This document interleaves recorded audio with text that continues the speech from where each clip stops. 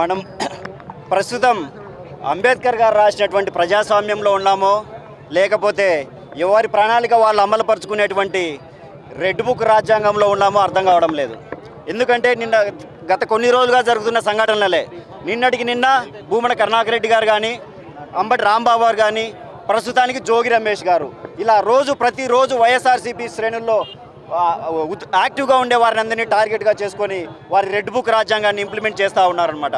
ఎందుకంటే ఈ red book రాజ్యాంగం ఇదే విధంగా ఒక రాక్షస క్రీడకి తెరదించడం ఈరోజు జరిగింది. ఇదే ఇలా రాక్షస క్రీడ ఈ విధంగా కంటిన్యూ చేసి జరిగితే రేపు పొద్దున పరిణామాలు అనేటివి వచ్చిన వాళ్ళు కూడా ఇదే విధంగా చేయాలనేటువంటి ఒక ఉద్దేశంతో పరిపాలన చేయడం అనేటువంటిది జరుగుతుంది.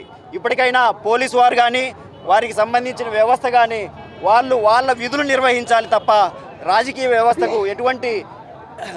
వ్యవస్థ నాయకులు చెప్పిన విధంగా ఇస్తే వాళ్ళకి ఒక రక్షక భటులు కాదు, కానీ వాళ్ళు రాజభటులు అవుతారు తప్ప రక్షక భటులు ఏ విధంగా కారు.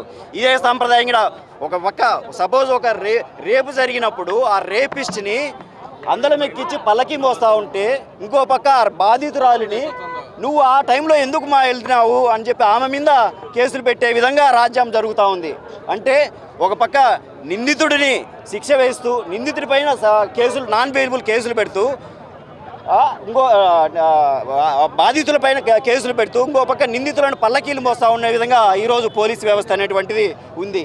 ఈ పోలీసు వ్యవస్థ ఇలా మారకపోతే రేపు రాబో కాలంలో ప్రజలు పోలీసు వ్యవస్థనే తిరస్కరించే ప్రమాదం అనేటువంటిది ఉంది. ఎందుకంటే ఎప్పుడైనా పోలీసు వారు మనకు రక్షణ కల్పిస్తారనే ఉద్దేశంతో ప్రజలు వాళ్ళను పై నమ్మకం పెట్టుకుంటారు. కానీ ఇలా ప్రజల్లో బాధితులనే శిక్షలు విధించే విధంగా ఉన్నప్పుడు ఆ పోలీసు వ్యవస్థపై నమ్మకం పోయినప్పుడు ఎవరు పోలీసు వ్యవస్థని నమ్మరు అనేటువంటిది నా ప్రగాఢ విశ్వాసం. సో అందరూ అంబేద్కర్ ప్రజాస్వామ్యాన్ని కాపాడి రెడ్ బుక్ రాజ్యాంగానికి మీ వంతుగా మీరు తోడ్పడాలని చెప్పి కోరుకుంటా ఉన్నాను.